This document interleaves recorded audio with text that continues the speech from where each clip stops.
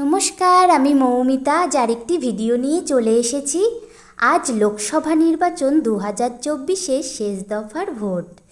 এই ভোট উপলক্ষে আজ পরিবারের সবাই একসাথে মিলিত হয়েছি।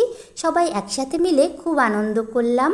সাথে প্রচুর রান্না, প্রচুর খাওয়া দাওয়া, ভোট দেওয়া সব কিছু নিয়ে আজকের এই ভিডিওটি। সবাই ভিডিওটি দেখতে থাকুন, আশা করি সবার খুব ভালো লাগবে। আজ সকাল সকাল ভোট দিতে না গিয়ে প্রথমেই শুরু করে দিয়েছি রান্না। তাড়াতাড়ি রান্না সেরে খেয়ে দিয়ে তারপর সবাই মিলে যাব ভোট দিতে, তাই রান্নাটা শুরু করে দিয়েছি। এখন রান্না করছি মাছের মাথা দিয়ে মুগ ডাল বা মুড়ি ঘন্ট। এই রেসিপিটি আগেই দেওয়া আছে, যদি কারোর প্রয়োজন হয় দেখে নিতে পারেন। আমি ডালটা সেদ্ধ করে নিয়েছি, তারপর মাছের মাথার সাথে মশলাটা কষিয়ে ডালটা দিয়ে দিয়েছি। ডালটা দিয়ে ভালো করে মশলার সাথে মিশিয়ে নিচ্ছি। তারপর জল দিয়ে ভালো করে ফুটিয়ে নিয়েছি। এবারে উপর দিয়ে দিয়ে দিলাম গরম মশলা গুঁড়ো আর ভাজা মশলা। এখানে ধনে আর জিরে গুঁড়ো করে দিয়ে দিলাম। এই ভাজা মশলাটা দেওয়ার ফলে মাছের মাথা দিয়ে ডালটা খেতে কিন্তু খুব ভালো লাগবে।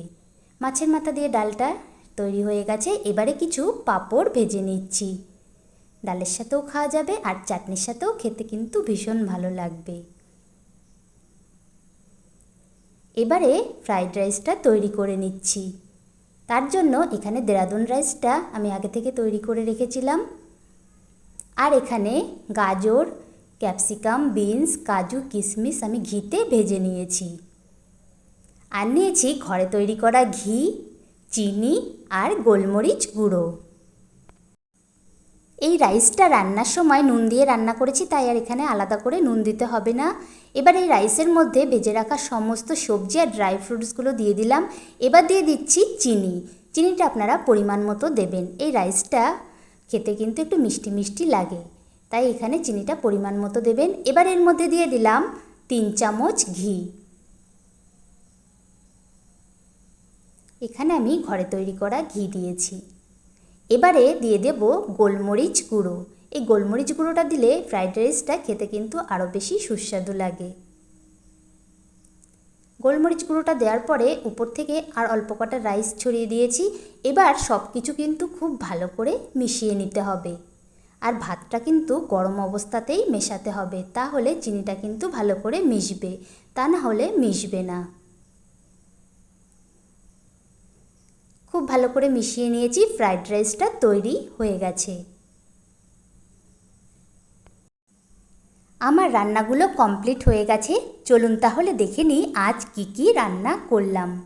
আজ রান্না করলাম ফ্রাইড রাইস,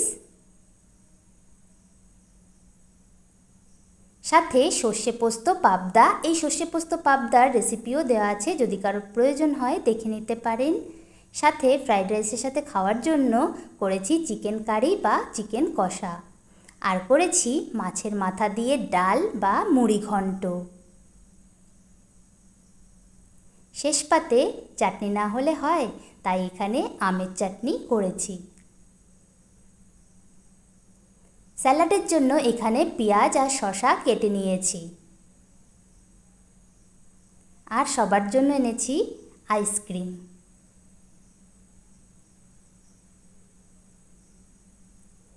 এখানে সমস্ত কিছুর রেসিপি দেওয়া আছে, যদি কারোর প্রয়োজন হয় রেসিপিগুলো দেখে নিতে পারেন।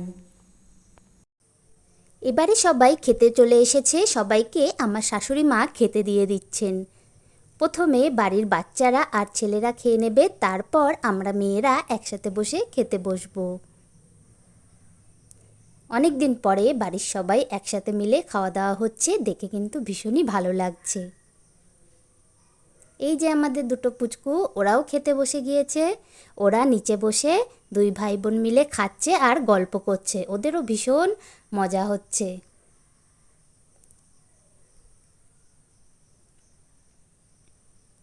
কর্মসূত্রে আমার দেওর যা বাড়ি থেকে অনেকটাই দূরে থাকে, সব সময় আসতে পারে না। এই ভোট উপলক্ষে অনেক দিন পর, প্রায় 5-6 মাস পর বাড়ি এসেছে। সেই উপলক্ষেই আজকে এই খাওয়া দাওয়ার আয়োজনটা করা হয়েছে। সবাই একসাথে মিলে খাওয়া দাওয়া হবে, প্রচুর আনন্দ হবে, গল্প হবে। ভীষণই ভালো আজকের দিনটা কাটলো।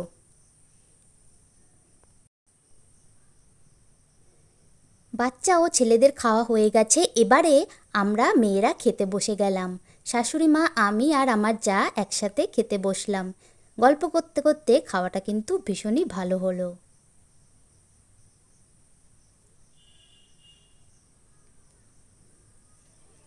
খাওয়া দাওয়া শেষ করে রেডি হয়ে চলে আসলাম ভোট কেন্দ্রে ভোট দিতে। এখন কিন্তু খুব বেশি লাইনে লোক নেই, লোক সংখ্যা খুবই কম, এই জন্যই সবার শেষে ভোট দিতে এসেছি। এখন বাজে 5:30। সকালের দিকে প্রচুর ভিড় হয়, তাই এই বেলা শেষে আমরা ভোট দিতে এসেছি। আমাদের সবার ভোট দেওয়া হয়ে গেছে,